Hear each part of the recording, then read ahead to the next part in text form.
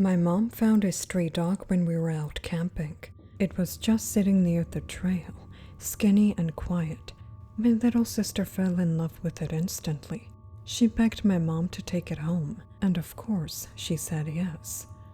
Me and my dad were iffy about it. He thought it might have rabies or fleas or something worse.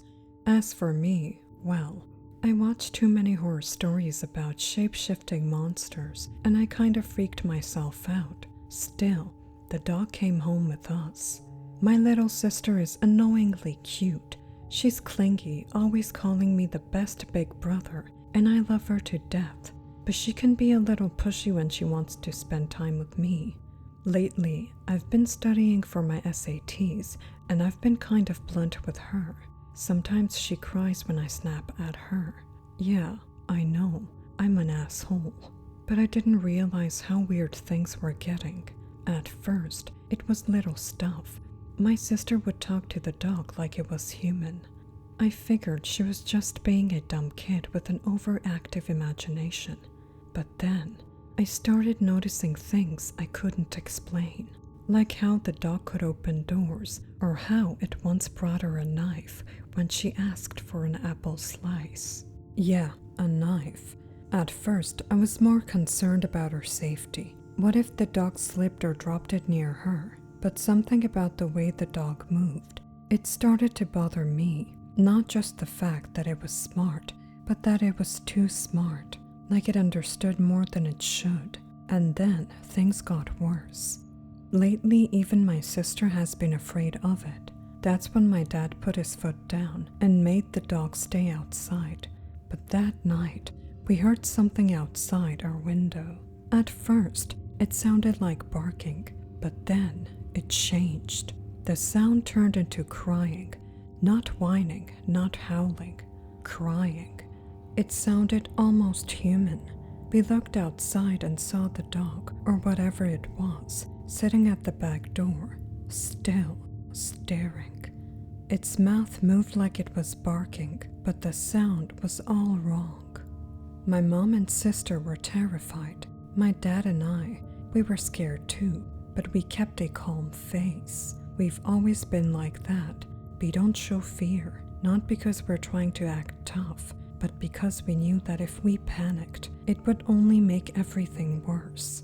The next day, we found claw marks all over the door handle, and the dog, it was just sitting there, calm, almost amused. That's when we noticed the eyes. They looked human. That was the final straw. My dad grabbed his rifle, walked outside, and without a word, he shot the dog in the head. My mom and sister didn't see it, thank God. But when the body hit the ground, it stood up, headless, and it ran into the woods like nothing had happened.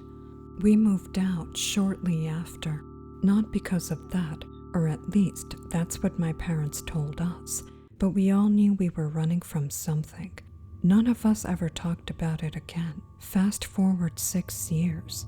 I'm 25 now. My sister's 12. We got news that a family had moved into our old house, but they left after only 2 weeks. They said they saw a headless dog walking on its hind legs, letting out human cries, and even knocking on their door. When my mom heard that, she cried, like actually cried. She hadn't done that in years. My dad tried to calm her. We don't live there anymore, he said. It can't get to us now. But my sister, she admitted something that night. She said the dog had talked to her when she was younger. Not just barking, talked. But she thought it was normal because she watched cartoons. She remembers being scared of its size. That's why she always came to sleep in my room. She said she had nightmares about it, glowing eyes, a mouth pulling open like a zipper to reveal something hiding inside. She always woke up before she saw what it really was. A few weeks later, something else happened. A man went missing near those woods. They found him in a cave, alive, but barely. He wasn't even hurt, just terrified. When the cops found him, he ran into their arms, sobbing like a child. He was just a petty burglar, but they treated him like a trauma victim. As they handcuffed him, he begged not to be left alone. He said, "There's something in those woods. It's hunting me." The police brushed it off as a bear until his partner, another officer, came back pale as a ghost.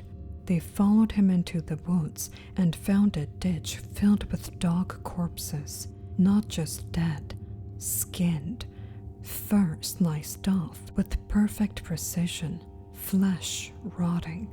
When they questioned the man, he said he'd gone into the woods to think. He felt guilty about stealing, but while walking, he saw it.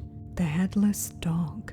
He ran, hid in the cave, and stayed there for days. He took his own life in custody 2 days later. We don't talk about it anymore. We're just glad we left. But sometimes I wonder, what if it followed someone else home?